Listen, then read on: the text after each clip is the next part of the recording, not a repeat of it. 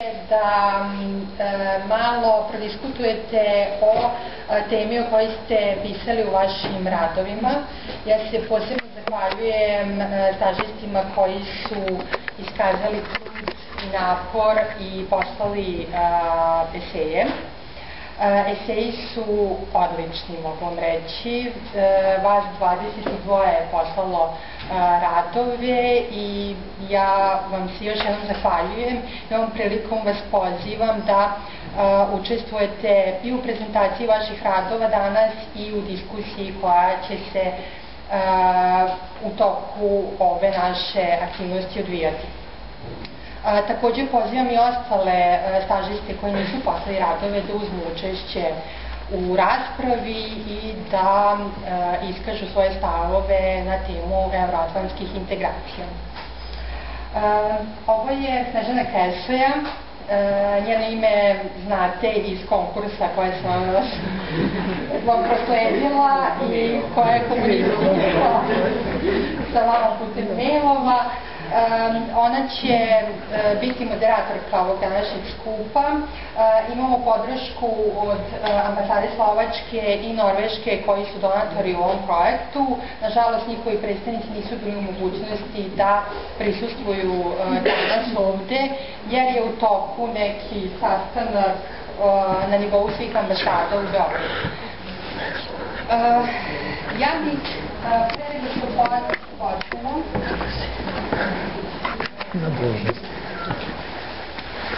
htela samo da isključimo ovo pod jedan.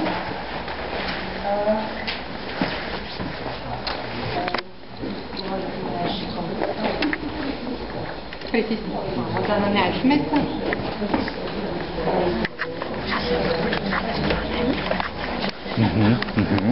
Ja bih molila ljudi koji budu pričali o svojim radovima da izađu sa govornici, ne moraju baš konkretno za govornici, mogu ovde gde sam ja ili ovde ispred, evo bude bilo zgodno i da počnu sa svojom prezentacijom i iskazivanjem svojih stavova. Pre nego što počnemo, ja bih želela da podelim samo nekoliko citata koje sam našla u vašim radovima, koji su mi se jako dopali, te sam htela da ih izdvojim i da podelim vaša razmišljanja i sa ostalim vašim kolegama. Pa krećemo. Volela bih da pitate ne mene, kako ste rekli, budućeg donosioca odluka, nego pitajte šta članstvo Srbije u Evropskoj uniji znači jednoj majci sa 3 dece bez posla. Aleksandre, svaka čast. Zašto baš ta Evropa? Za mene EU predstavlja potpuno drugačiji način razmišljanja i prevazilaženja starih dogmi i mitova. Potrebno je da se promeni sama svest ljudi, jer EU nije nešto što se nameće, to je izbor.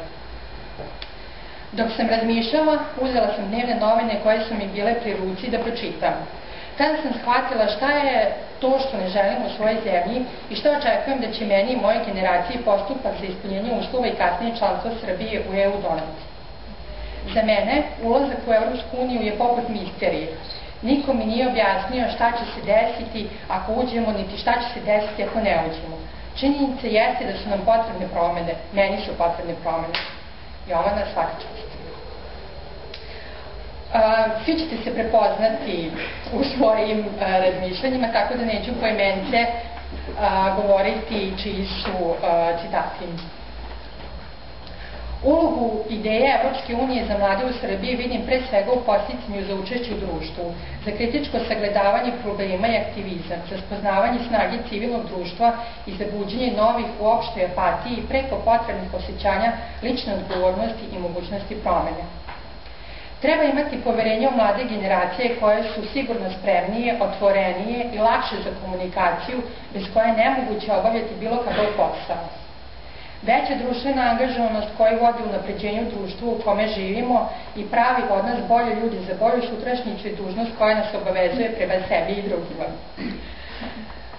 Smatram da bi ovo članstvo pomoglo našem mladom čoveku da izađe iz stanja apatije koja je generalno zahvatila cijelu našu generaciju, da se lakše zaposli, pokrene, a samim tim motiviše za rad.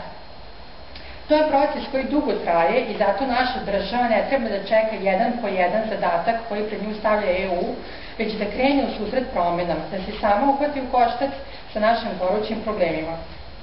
Kao ekonomista favorizujem onu alternativu koja našoj zemlji obezbeđuje zagarantovanu integraciju u globalno tržište, ekonomski prosperitet, a pre svega buđenje mrtvog privrednog sektora.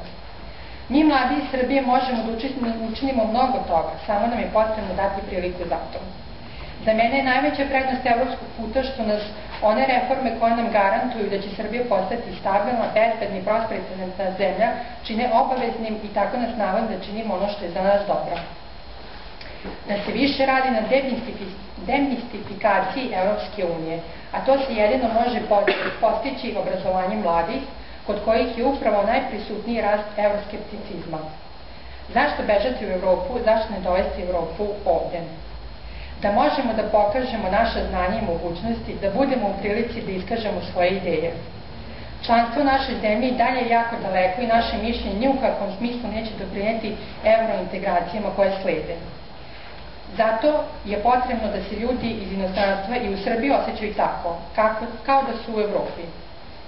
Bolji život ne možemo da dobijemo na tacni, već za njega moramo dobro da se potrudimo. Ovo su, znači, samo mali odlomci iz vaših radova, koje, kao što ste čuli, su odlični. To su samo delovi koje sam uspela da izdvojim iz mnoštva vaših misli, za koje smatram da su kvalitetne i da samo pokazuju da ste kvalitetni mladi ljudi i mislim da mi imamo stvarno jednu perspektivu. Ja ću prepustiti govornicu, moje koleginici Snežani, pa izvolite. Da li treba da govorim ili kako da se ovo? Evo, za početak ću sedeti, pa posle. Hvala lepo, Viktorija, na prekrasnom uvodu. Hvala vama svima što ste došli zaista u ovom danu. Mi smo imali prilike, dakle, virtuelno da se upoznamo i ono što ste vi mogli da zaključite, budući da sam intenzivno komunicirala sa vama, jeste da tehnološki ja zaostajem od prilike barem 20 godina za poslednjim tekovinama i tehnički da zaostajem za tehnološkim napretkom, ali to nije ništa neobično i naša zemlja se nalazi u dubokom raskoraku i zaostajanju za evropskom zajednicom, tako da sam ja samo deo jednog opšteg trenda. Ono što smo mogli da zaključimo iz vaših radova i što je Viktorija savršeno izvukla, jeste da ključne reči i teme koje ste vi pokrenuli jesu pitanja za kojima naša politička zajednica traga, pa poslednjih nešto manje od 200 godina, zavisno koju ćemo godinu uzeti kao godinu formiranja srbijanske političke zajednice. Znači, vi ste na putu traganja za odgovorima, a današnji susret, i ja zaista moram i to i da se zahvalim što nam je pružila mogućnost da se svi zajedno nađemo, jeste važan za sve nas. Ne znam da li je važniji vama ili nama, kad kažem nama mislim na ovu jednu generaciju nas nešto malo stariji, jer vi odgovore na pitanja koje ste postavili u vašim esejima ćete iznositi u narednih 30, 40 ili 50 godina, koliko je neko biološki i realno očekivano vreme i koliko ćete voditi ovu zemlju. Znači, vi zaista jeste ta elita, u ovom trenutku to ulje na vodi i tih 5% stanovništva ove zemlje visoko obrazovanje. To je elita. Vi, ja sam sigurna imenično i neki među vama, će u narednoj prvoj ili drugoj deceniji zauzimati ključne političke pozicije, kreirati strategiju i postavljati pitanja kojim će se ova zemlja baviti do kraja 21. veka. Ja sam još uvek generacija 20. veka, to ste videli iz moje tehničkog zaostanja. Budući da u narednih ipak 50 ili 60 godina ste vi ti koji ćete pokušati da date odgovore na pitanja koji se tiču demistifikacije, apatije, izgubljenosti, misterije, koje u traganju za političkim odgovorima na kretanje i smjernice naše zemlje treba da se daju, smatrala sam da je važno da vas čujem. ono što je napisano jeste trag, praktički on će svakako, svi vaši eseji će biti prosleđeni kao deo našeg projekta i u ambasadu Norveške i Fondaciju za otvoreno društvo. Mi ćemo gledati ukoliko u toku ove godine bude postojala mogućnost možda da napravimo i štampanu publikaciju, znači da to zaista ostane kao deo jednog arhiva i sećanja za budućnost, ali je važno da vas čujemo šta je i kako vi razumete proces. Da li ste vi generacija koja će imati kompetentnosti, snage da napravi jedan pravni institucionalni okvir demokratske političke zajednice, da razume procese u kojima se krećemo, da razume stvarnost 21. veka, da odgovore ne traži u iracionalnom, mitološkom i dogmatskom, nego racionalno, objektivno, naučno utemeljeno, razumevajući stvarnost ovog 21. veka, da napravite taj neophodni institucionalni, pravni okvir u kojem će ono što jeste jedan od ključnih problema naše političke zajednice, a to je deficit, to je nedostatak društvene kohezije, socijalne kohezije i poverenja, da li ćete biti u stanju da to izgradite. Ukoliko vaša generacija to ne izgradi, perspektive naše političke zajednice, rekla bih da nisu svetle. Ali ne treba sve to breme upravo na vaša pleća stavljati, jer to jesu, i ja o tome želim da razgovaramo i danas, procesi koji traju jako dugo, ali naprosto mala zajednica, siromašna zajednica koja nije uspela da napravi, izgradi čvrste institucije. Kada kažem institucije, mislim instituciju zakonodavnog, znači institucija zakona, institucija demokratskog poverenja u izbor u Narodnu skupštinu, instituciju poverenja međusobnog, znači koherentne i kohezivne solidarnosti u jednoj zajednici.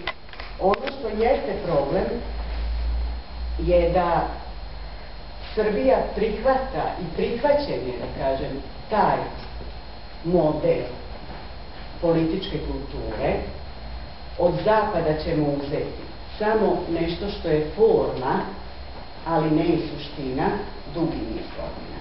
Pa recimo, ne znam, sa početka 20. veka, znači pre 100 godina, jedan poslanik u tadašnjoj Skupštini Srbije kaže: Srbija sa Zapada prima najnovije tekovine ljudskog duha, ali prima u formi, a ne u bitnosti. Njoj zakoni služe samo kao luksuzni ukras, a ne kao stvarna potreba. Dakle, šta je sad problem i zbog čega mi ne možemo nešto što jesu vrednosti, kad kažem vrednosti zapadne civilizacije, mislim na one vrednosti koje se rađaju sa Američkom deklaracijom o nezavisnosti, iz prostog razloga da to jeste produkt evropske političke kulture sa iseljenicima i kolonistima iz Holandije i svim protestantima koji su otišli i stvarali taj novi svet. Znači, sa nečim što deklaracija o nezavisnosti promoviše kao pravo na slobodu, pravo na život, pravo na traganje za sreću. Govorimo o 18. veku. Da li su to neke vrednosti koje su vama važne ili nešto što svakako jesu i ugrađeno je u temelje te civilizacije, jesu vrednosti slogani francuske buržoaske revolucije, liberté, égalité, fraternité, i ova politička zajednica koju definišemo danas kao Evropsku uniju se temelji na tom nečemu što je liberté, égalité, fraternité, što je borba protiv fašizma, solidarnost, socijalna pravda i jačanje društvene kohezije, poverenja i jačanje institucija. Jačanje institucija zakona u prvom redu. Gde smo mi u jednom trenutku zastali i zašto nam je već dugi niz, sada već barem 1-2 veka, nekako forma koju ćemo uzeti sa Zapada ili fondovi Evropske unije u redu, ali ti standardi i te vrednosti nekako nam nisu. Naša politička zajednica je siromašna i mala. I na tom siromašnom, u tom kontekstu je bilo teško izgraditi institucije koje nisu korumpirane. Korumpirana država je ono vodi procesima truljenja, obesmišljavanja svih vrednosti. I ukoliko usvojite kao potpuno prirodan način obesmišljavanja i prezira zakona, što jeste bio manir političkih elita u Srbiji od modernih vremena pa nadalje, mi onda imamo situaciju u kojoj se nalazimo danas. Zašto, kažem, to mogu i dokumentovati? Znači, mi smo svesni onog trenutka kada se vi ne držite, ukoliko zakon, institucija zakona nije taj okvir u kome ćemo se kretati, ukoliko ga prezremo, relativizujemo i svako od nas ponaosob može da se prepozna u nekom članu, u tom slučaju, kada nije zakon vrhovni vladar, otvara se prostor za klijentelističke grupe, za neke pojedince, za neke grupe iza scene, koji na nekim ponoćnim sednicama i skupštinama nešto odlučuju iza zavesa. Imate uvek osjećaj da je to iluzija. Ta politika je uvek i to donošenje odluka nekakva iluzija.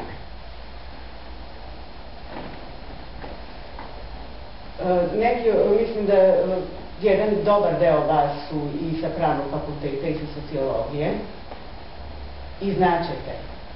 Platon je napisao državu kao ideal da treba da jednu zajednicu vode najumniji. Nakon vlastitog iskustva je napisao ključno delo koje nije država, nego zakoni. I u kojem je imao snage da kaže ne najumniji, nego zakon. Zakoni treba da vode, uobličavaju jednu političku zajednicu. U Srbiji to baš i nije bio slučaj, pa recimo jedan od ključnih ideologa radikalne stranke, govorimo o početku 20. veka, znači vremenu pre 100 godina, to je Stojan Protić, je često govorio da vlast ima pravo da krši zakon. E sad,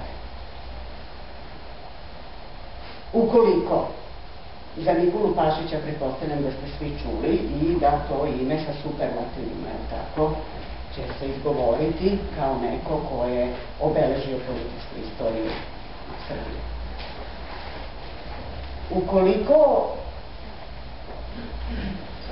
takav čovjek koji je ciriški đak, znači završio je, znači planirana je elita, najumniji i najbolji iz te seljačke Srbije, date im je mogućnost da se školuju na univerzitetima u Francuskoj, u Italiji, u Švajcarskoj, Nemačka, veoma malo Rusija.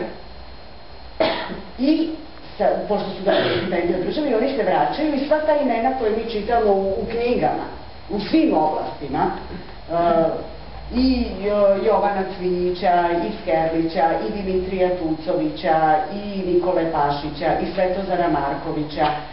Znači, svi oni su se školovali i vratili da bi osnovali univerzitete, katedre, novine, političke stranke, prepisali ustave. Konačno, Sretenjski ustav je prepisan kao prvi belgijski ustav. Kod njih je još uvek na snazi, kod nas vidimo šta je. Dakle, najglasniji u tom otporu, to stenografske beleške, Skupštine kažu, su bili oni koje je država Srbija škola. Racionalni razlozi koje sada iznosi, tako vlada, su da je to ekonomski, da se povezujemo sa svetom, pritom, znači ovaj deo Vojvodine je deo u tom trenutku Austro-Ugarske monarhije, znači tu neke pruge postoje. To su ove današnje, zarasle u korov. Znači, te iste su i tada postoje. Srbija nema veze, znači ne postoji veza sa istokom, jer se ide ka, šta je tada Konstantinopol, Istanbul, znači da bi se išlo ka Bliskom istoku do danas. Znači na taj način da se Evropa povezuje sa Bliskim istokom i praktički na istok tamo, ka Crnoj Gori, da se negde zaokruži i da prosto se zemlja ekonomski pokrene. Svi argumenti, racionalni argumenti tipa ekonomske promene, napretka, kulturne koristi železnice. Mislim da ti faktografski detalji apsolutno nisu bitni. Bitno je šta je to što kod vas izaziva prvu asocijaciju, šta je to što izaziva sumnju, šta je to što izaziva dilemu. I da li vi mislite da vi jeste ta nova evropska politička generacija koja će možda zaista napraviti taj istorijski korak napred i negde u te modernizacijske tokove zapadnoevropskog kruga uvesti. Ja vam se zahvaljujem na strpljenju i sada vi imate prostor, možete izaći, znači ovde za govornicu i predstaviti se i u par minuta svega, znači polemisati apsolutno sa onim što sam ja rekla, Viktorija, postaviti pitanje drugima, polemisati jedni sa drugima, možemo otvoriti malu diskusiju. Izvolite. Da današnja, to je ne današnja, nego i tadašnja elita koja je odlazila da studira u inostranstvo, nekako ima pojačan patriotski stav u svojoj državi, pojačava taj neki na pogrešan način. Studiraju i vraćaju se ovamo, možda imaju pogrešan stav baš iz tog razloga što su se tamo osjećali loše. Samo psihološki gledano mogu da objasnim tu situaciju. Mi, kao Srbi, uopšte, kada se nalazimo u inostranstvu, mnogi imaju pogrešnu sliku o nama. I sa mnogima kad se susretnete i počnete razgovor, oni posle jedno 10 minuta kažu pa vi uopšte niste takvi. I onda kada dođete na tu situaciju, treba se pravdate, da objašnjavate sebe kroz nešto drugo, kao da mi nismo, da smo mi obrazovani ljudi, da mi želimo napred, da mi želimo da napravimo nešto od svega toga, onda kažu pa mi nemamo takvu sliku o vama. I onda kada vas stalno sputavaju u tome, zbog toga što ste vi odatle ili zato što ste vi neko drugi, vama je mnogo teže da se izborite za to neko pravo glasa i za neko svoje mesto u društvu. I onda samim tim što ste od početka sputani, možda neki drugi ljudi jako brzo odustanu. I to je neko moje objašnjenje zašto se mnogi ljudi tako osjećaju. Opet, s druge strane, ne mislim da mi svi koji smo ovde treba tako da nastavimo sa naše integracije ili uopšte naše neko članstvo, da razmišljamo tako. Mislim da bi trebalo da se skoncentrišemo baš na tu činjenicu da jako mnogo ljudi razmišlja kao da mi ne možemo ništa time da postignemo. Da smo mi ovde zatvoreni i da ništa nećemo postići tim svojim izlaganjem, napretkom, usvajanjem nekih novih zakona i svega. Znači, sama ta neka zatvorenost se pojačava tim odlaskom i vraćanjem ovde, zbog toga što ljudi se vraćaju razočarani. Ili ostaju tamo zbog toga što misle da ovde ne mogu da postignu ništa. Kao što sam i već rekla, bila sam i citirana, zašto otići i bežati u Evropu, zašto ne dovesti Evropu ovde. Tako da, to je to što sam njena kažem. To nije kada ste malo bolje upoznali ljudi, dalo neku, ne znam, osjećala sam se zadovoljnom i ja se nikada nisam u jednom trenutku osjećala ugroženom, naprotiv, nego su mi ljudi čestitali šta smo sve proživeli, a kako smo takvi kakvi. Ja sam se osjećala tako. Negde, da neće da ti daš šansu, da sam... Jeste, baš taj neki prvi susret, ali naravno posle toga sam se osjećala dobro zato što sam ja sebe pokazala. Možda ja sam drugačija od drugih ljudi. Mislim, eto, mi smo se tako našli, ali znam mnoge ljude koji su na neki način bili sputani, koji su se osjećali sputano. Sad, da li treba da se svi pravdamo, to je, mislim, da je... Jeste, ali ti sama kažeš i ti si se pravdala. Mi se svi pravdamo za neko naše poreklo. Zašto treba da se pravdamo? Ne. Oni su mi postavili određene pitanja, ja sam dala svoj osvrt na, ne znam, recimo 90. ili na, ne znam, neka čak i fudbalska, ne znam, dešavanja na tribini ili tako nešto, pa su mi opet rekli, dobro, možda i razumemo.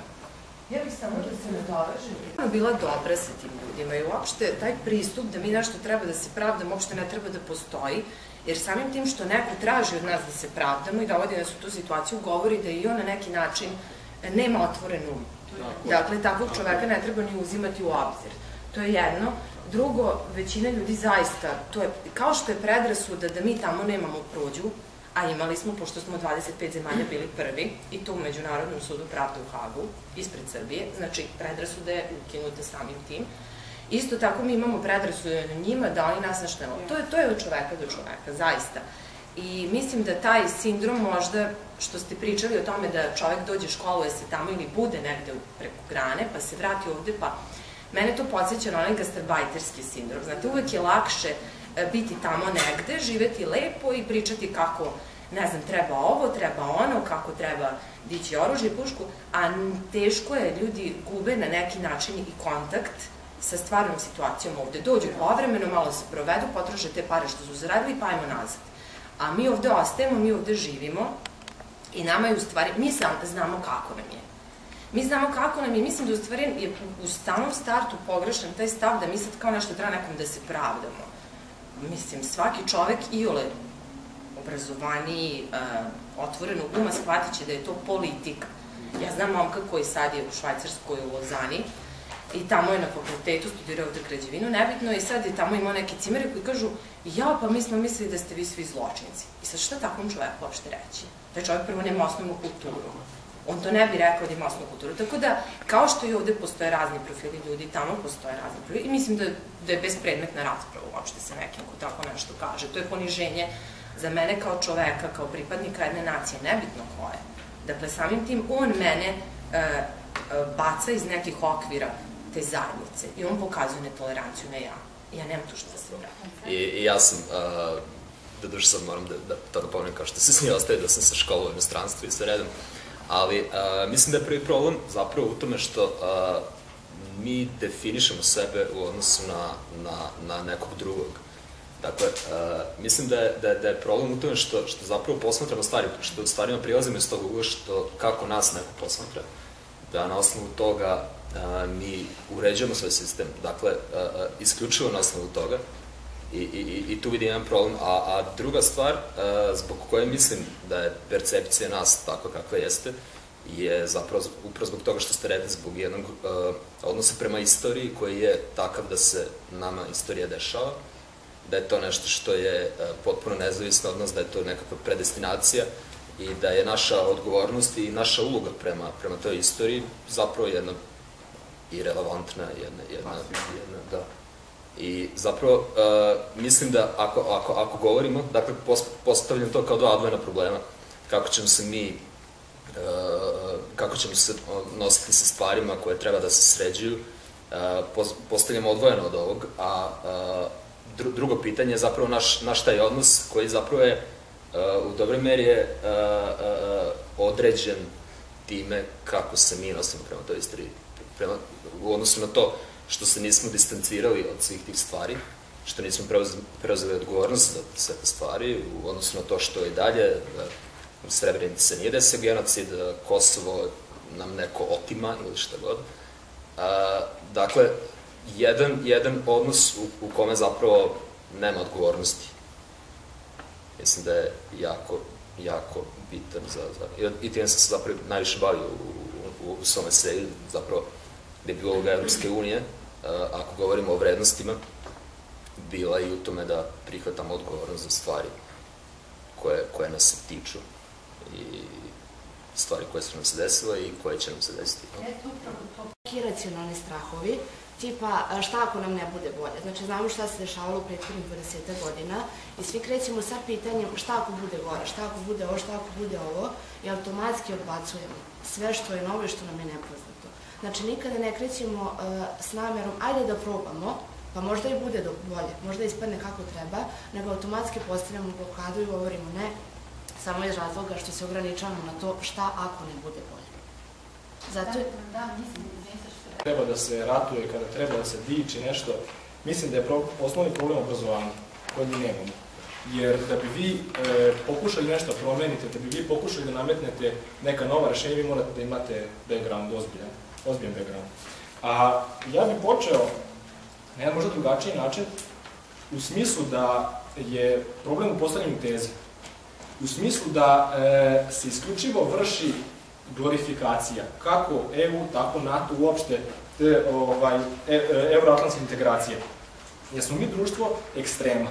Kada su prošle te demokratske promene nakon 2000. godine, ušli smo u tu jednu opasnu, mogu reći, fazu evrofanatizma, gde smo mislili da nas neko čeka otvorenih tako vrata, da će sve da nam cvetaju ruže, međutim, tu smo grešili mi koliko je bio i objektivno stanje na samom tlu Evropske unije, u smislu da je postao entuzijazam u pogledu nove valute koja je trebala bude puštena u opticaj, da se spremamo za istorijsko proširenje, da su stizale pomoći u materijalnom i nematerijalnom vidu od strane Evropske unije Srbiji, da nije bilo ni naznake evropskoj i svetskoj ekonomskoj krizi.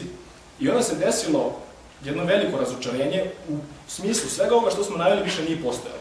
Evro je danas kakav jeste, postoji veliki znak pitanja nad samom valutom, postoji jedan zamor od proširenja koji tada apsolutno nije postojao, jer smo tada imali proširenje od 10 članica, posle još 200 imali. Danas imamo taj jedan ozbiljan zamor koji je nastao i kao posledica nerešenih pitanja iz prethodnih proširenja. Jer Evropska unija jeste grešila, ali mi to ne treba da sada kažemo grešila je, ne valja, mi tamo ne treba budemo. Grešila je, to je realno stanje. Nekad prevlada ekonomski interes, nekad politički, nekad geopolitički. Pravili su kompromisi koji nisu donosili najsretnija rešenja, međutim, tako je. Međutim, naš narod to odmah ne, sad to ne valja. Sad imamo drugi ekstrem razočarenja, nekog skepticizma, gde dolazi do erozije poverenja u uopšte ove integracije i postoje se pitanje da li mi tako treba da idemo, povlači se naivno paralela između Srbije i neke druge zemlje koje u Evropskoj uniji tipa Slovenije, koja je sada u krizi. Međutim, vi da bi mogli povučete paralelu između takve dve zemlje, vi morate ozbiljno da pristupite analizi da bi uopšte mogli donositi takve prednostne sudove. Ono što sam ja u radu posebno naglašavao je upravo taj pojam demistifikacije Evropske unije. Da Evropska unija nije nešto više, nešto manje, ona je to što jeste. I mi jednostavno treba da se izborimo sami za naše mesto pod suncem, ne zbog Evropske unije, nego zbog nas samih. Jer to je još jedna od velikih grešaka, upravo što sam počeo ovo izlaganje u smislu glorifikacije.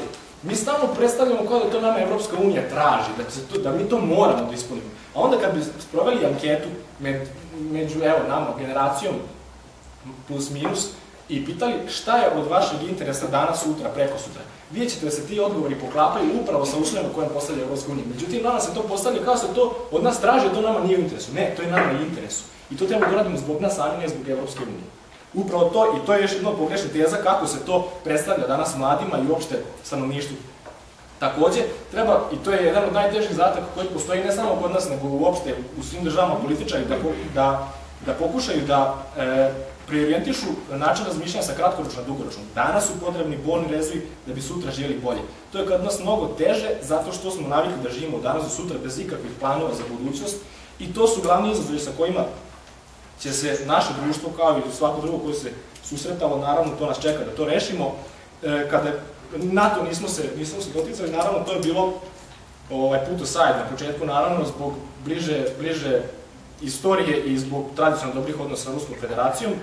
Međutim, hrabri da se o tome počinje javno da debatuje. Naravno, to nije pripremilo neke velike razmere, ali više nekim internim razmišljanjem. Međutim, ohrabruje opet ne želim da donosi vrednost sudije u smislu da, ukoliko dođe do odluke, ona će u toj meri biti kvalitetnija. A bottom line ili zaključak obrazovanje. Svaka druga zemlja zajednica u svetu računa na neku uzemnu korist. Znači, mi trebamo Evropskoj uniji, ona treba nama. Mi trebamo zato što imamo strateški položaj, zato što smo tržište od 7 do 8 miliona stanovnika koje nije još prepaljeno s evropskim proizvodima, a ona nama treba zato što mi nismo Švajcarska, nismo Island, nismo sposobni sami da se izvučemo iz krize i nismo sposobni sami da podignemo privredu. Sad ću, evo recimo, na jednu tačku gde se vrši zabluda.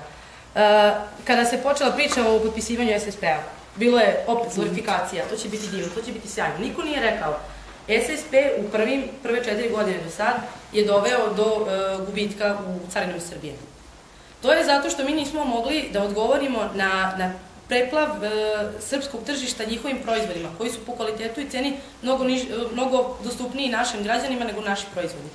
A ona druga stvar koju smo mi trebali u tom momentu da znamo je da tada treba da krenemo da se naša privreda suprotstavi tom doplivu roba iz Evropske unije, tako što ćemo mi postati konkurentniji i da gledamo da naš proizvod mora da bude kvalitetniji, mora da bude po nižoj ceni, mora da bude prihvatljiviji po njihovim standardima.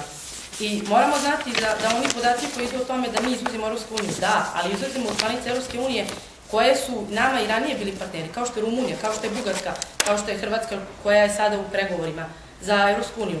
Znači, jako malo mi kao zemlja izvozimo u Nemačku, u neku veću, jaču zemlju u Evropskoj uniji. To mora da se zna. Znači, da se zna da se Evropskoj uniji pristupa realno, da se ide od toga šta mi treba da uradimo da bi se približili Evropskoj uniji, a s druge strane da je Evropskoj uniji mi nismo teritorija, niti jedno zemljište na koje može samo da dođe. Ne, postoje pravila. Ako postoje pravila s njihove strane, postoje pravila s naše strane. I to mora da se zna.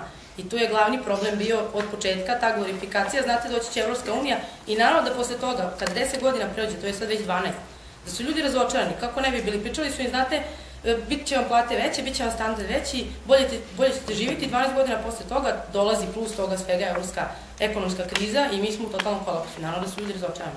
Mislim, to uopšte ne treba postaviti pitanje zašto to desilo. Evo, toliko. Prvo, manjak informacija dovodi do straha. Jer u osnovi svega ovog jeste strah. Ljudi se generalno plaše promene. I ne možete odjednom reći, znate šta, mi sad sve menjamo. Ne. Ako ćemo uvoditi promene, ne mora ići poslepo. I ne možemo stalno pričati, mislim, i mi mistifikujemo ovde sad kao Srbija, Evropska unija i tako da. Ajmo konkretno pričam. Šta mi možemo da, kako mi možemo da prinesemo da ljudima približimo uopšte Evropsku uniju? Ja lično nemam pojmu. Ja ne znam ni šta je Evropska unija, ne znam definiciju. Nisam uopšte politički nastrojena. Ja sam, znači, student koji je ubeđen već deo svog života da ovde nema budućnosti, da nikad neće biti budućnosti i da jednostavno moram da se pomerim sa time da posao neću naći samo od sebe, da mi treba veza, jednostavno depresija generalno vlada. Znači, ajde da probamo da vi meni, evo vi sad, ako, što verujem da ovde mnogo ljudi više zna od mene, objasnite mi šta je to Evropska unija, šta ću ja kao student koji sad završava dobiti od ulaska u Evropsku uniju, šta mi ona nudi? Jer ja stvarno ne znam, jer naša politika tako i funkcioniše, u stvari zamaže vam oči, vi sad oni nešto pričaju i tako dalje. Ja u svom životu, otkako imam pravo glasa, nisam čula da je neki predstavnik neke stranke konkretno rekao svoje ideje i šta planira za ovu državu. Znači, meni u suštini trebaju informacije. Treba da mi neko kaže šta to sve znači. Reci mi. Šta ćemo mi dobiti od nekoga? Kod nas je konstantno pitanje šta dobijemo od nekoga. Niko ne gleda da se potrudi sam za sebe da nešto dobije. Ja mislim da je to iskreno najveći problem. I što se tiče obrazovanja, da se nadožim na to, kod nas, kod mene na fakultetu, lično profesori koji su polovina studirali napolju, imaju problem, boje se konkurencije. I to je, vi ne treba da studirate, vi bukvalno nas upiše 120, završi nas 10, to je na matematici opšte poznato, iz razloga samo da niko ne zauzme njihovo mesto. Ne što se tiče matematike, nego celog obrazovanja. Mislim da je to isto velik problem u obrazovanju kod nas. To je, da kaže, ta rečenica, ako postoji. Sav problem uopšte naše generacije, pošto bih se ja bavila samo mladima, ne bih se bavila šta je bilo. Znači, to što mi u kompletnom svom životu, od početka pa do kraja, imamo kompleks niže vrednosti. Mi uopšte ne mislimo da nama ta Evropska unija pripada. Realno u sebi mi to ne mislimo. Mi ne bi razmišljali šta će reći ovaj student, šta će reći onaj student, šta će reći Nemac, šta će reći Austrijanac. Mi bi ga gledali kao čoveka. Jer njega nije sramota, recimo jednu studentkinju sa Cambridgea koja studira medicinu, da kaže da ne zna ko je Byron.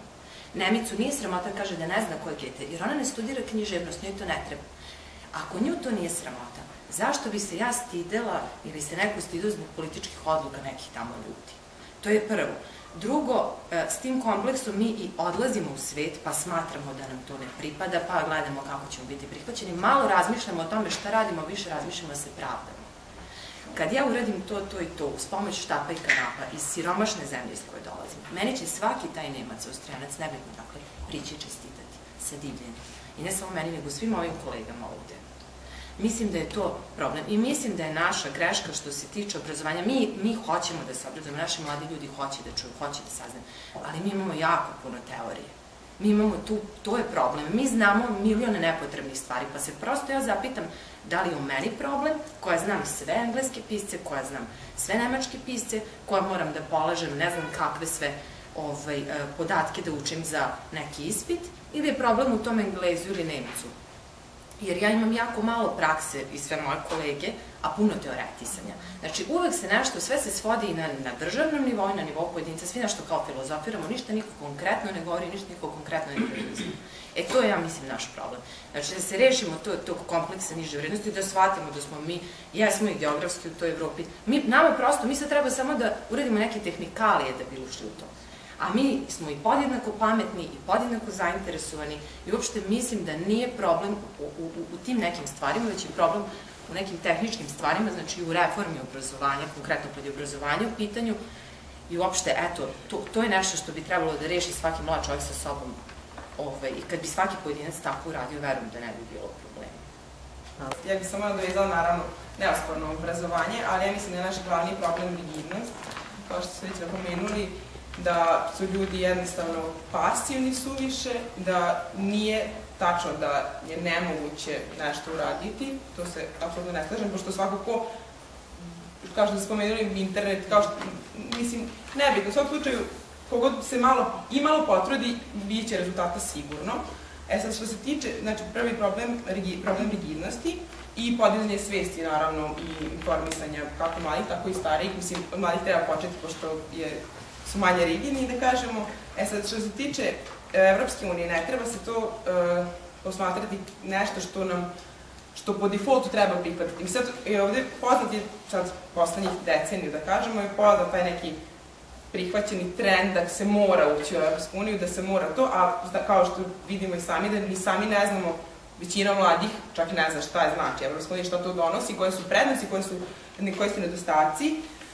Što se tiče, ja bih se osvrnula na nedostatke koje Evropska unija bi mogla da donese i to članstvo, kao neka kritika, naravno, što sam, vi ste citirali moj deo o mrtvom prirodnom sektoru, to je neosporno, ali šta donosi Evropska unija? Naprimer, opšti rast cena, inflacija, vrsta nezaposlenost, kako će se to ispeglati, pitanje.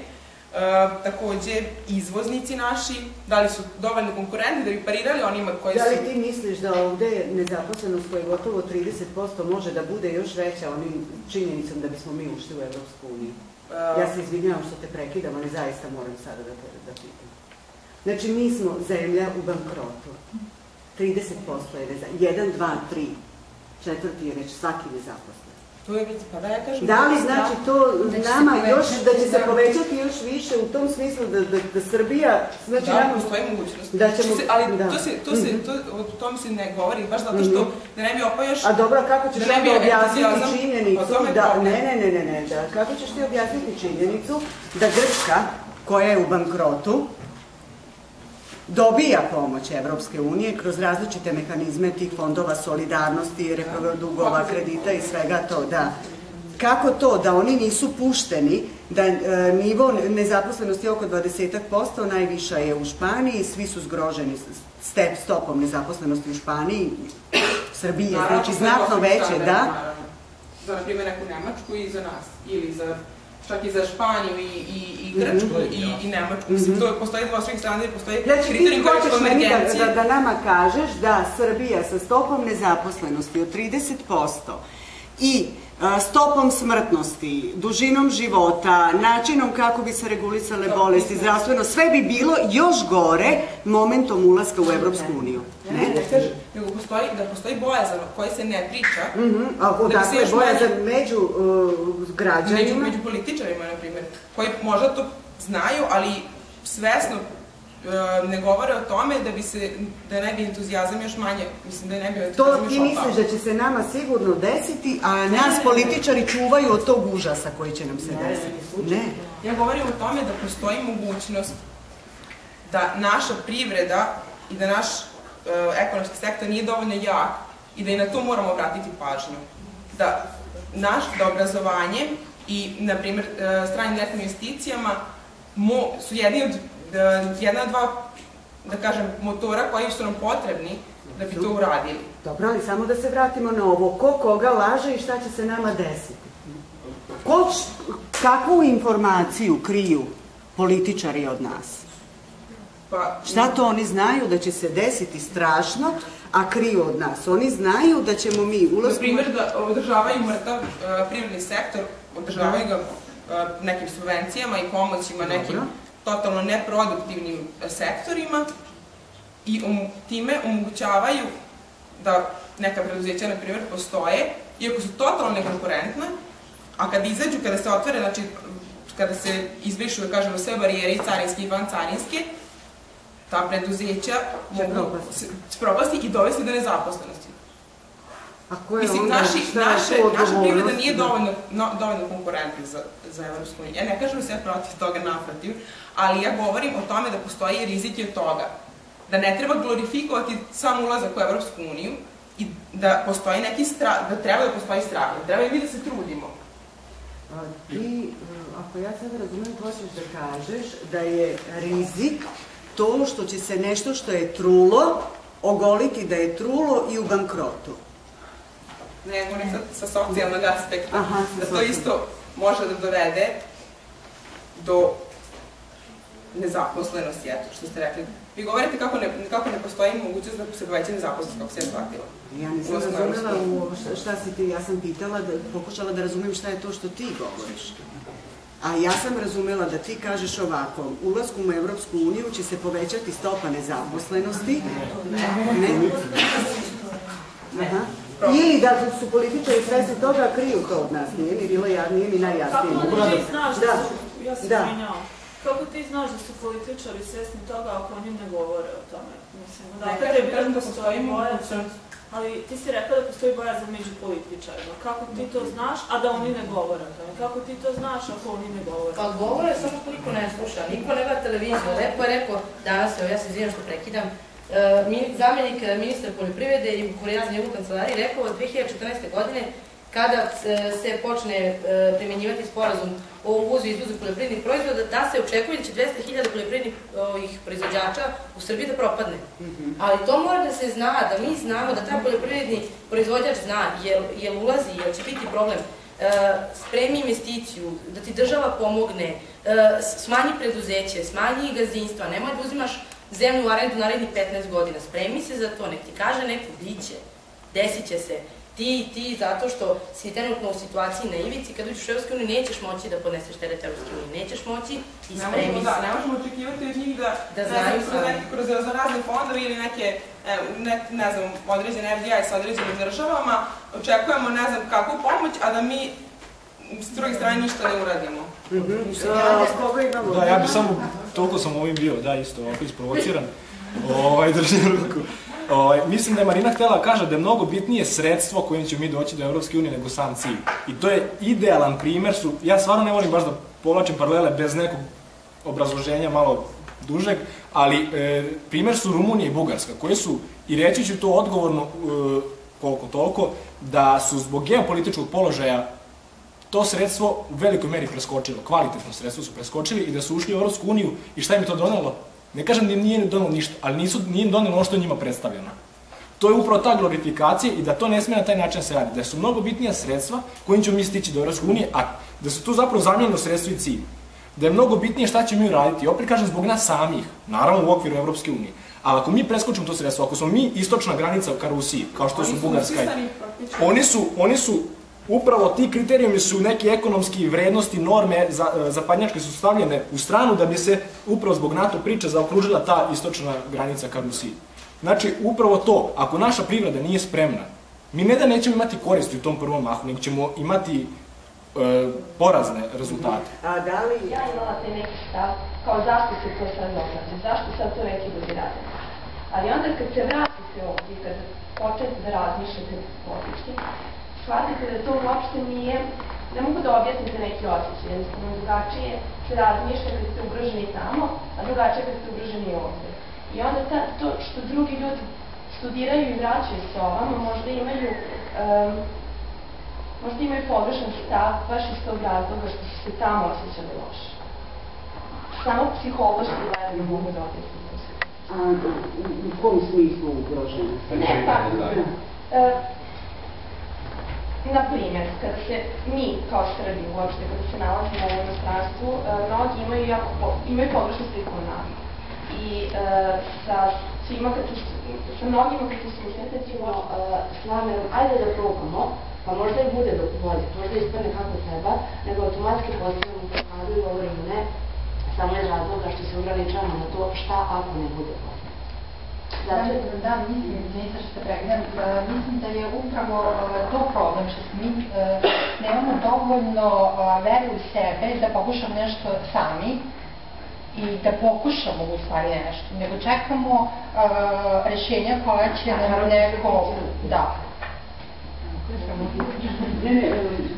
Ja sam u prvim redu, ja bih izašao da mogu da vam pokrenem se lice na lice. Kao da nama Evropska unija traži, da mi to moramo da ispunimo. A onda kad bi sproveli anketu među nama, generacijom plus minus, i pitali šta je od vašeg interesa danas, sutra, preko sutra, vidjet ćete da se ti odgovori poklapaju upravo sa ušljama kojem postavlja Evropska unija. Međutim, nama se to postavlja kao se to od nas traži, to nam... Da donesemo i zakon kojim ćemo promeniti mentalitet Rumuna. To sad mi sad pričamo o promjeni mentaliteta. Ne može se zakonom promeniti, ali kaže, oni su bili ta politička elita, je znači bila u toj meri spremna da i on čovek ne razumevajući šta znači promjena tog ozračja političke kulture, to što zovemo političke sociokulturne kompetencije, da je bio spreman na sve. Ja sam sigurna da nije svima ni u Rumuniji, ni u Bugarskoj jako dobro i ne padaju pečene šege nigde. Ali, kada bi se sada napravio referendum o tome da li želite da izađete iz Evropske unije i vratite se u vreme komunističke Bugarske i u vreme, pazite, to su sada i... A to su opet ekstremi, opet ekstremi. Koleginice, pa ja ne znam gdje biste vi. Da, pa u Norveška je teško biti. Zato što... Pa nije, pa pazite, imate Norvešku, Švajcarsku, istočnu Evropu i zapadnu Evropu. Pa ako niste Norveška i ne ležite na nalazištima Severnog mora, nafte, ako niste Švajcarska i predstavljate to nešto što jeste, ako niste Skandinavija i ako niste 1905. podvukli istorijsku crtu 3 veka krvavog ratovanja i rekli od sada ulažemo u obrazovanje i u mir, onda ste jugoistočna Evropa. Onda da vidimo kako ćemo podvući svi mi crtu jugoistočna Evropa i reći, sada nećemo, preziremo Evropsku uniju, nećemo ovde, nećemo tamo. Tako da tu su, ako vidimo, koleginica nazad, skoro nismo išli.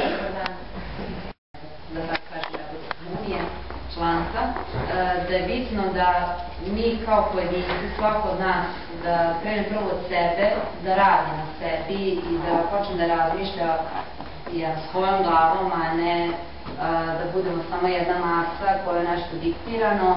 I ja razumem da su u nas usađeni osjećaj krivice i očaje, to je počeši, mislim, sve polazi iz porodice i kao i malo dete kada gleda kako se roditelji ponašaju, usađi sam sistem ponašanja i razmišljanja i svih sličnih stvari. Mislim da nam kao generaciji, sad baš to što je rekao kolega, plus minus godina dvije, svi smo tu negde, ali generalno nam fali ta neka snaga i da se mladi ljudi pokrenu, da mladi ljudi nešto kažu, da iznesu svoje mišljenje, da oforme, ne bitno da će to biti organizacija, da će to biti neke stvari, ali da se oni pitaju, da vide šta je sa tim obrazovanjem, zašto tako malo obrazovanje, što ne ulažemo u naše mlade ljude, jer mislim da je to potencijal i treba da budemo neki generatori energije, a ne da samo budemo čvorovi, da kažemo, u tom nekom zatvorenom kolu ili tako nešto. Da jednostavno moramo da krenemo mi da sami, da vidimo prvo, svako od nas pa osnovno jeste da nametnuti su na neke sisteme vrednosti, pa nam se opet demorališemo se iz razloga što završimo fakultet, ne znam, nema posla, ali ne možemo samo tako da razmišljamo, jer treba nam generalno pozitivna stav i energija koja će nas dovesti ka tom nečem boljem. Jer ako budemo samo razmišljali loše i crno ili gledali šta može neko da nam donese, da imamo šta mi možemo prvo da pružimo nekome, pa onda da dobijemo nešto drugo. Eto tako. Ima je nešto da kažem. Prvo ćemo, znači, sve vas da kažete ono što želite, pa bih onda vas molila da izađete za govornicu poenta, da vi osjetite kako je biti ovde i gledati ove kolege koji je to strah i ja i dalje imam taj problem kada se suočavam sa auditorijom, naročito ovako kritički nastrojeni, pa da vidite kako je to stojati ovde.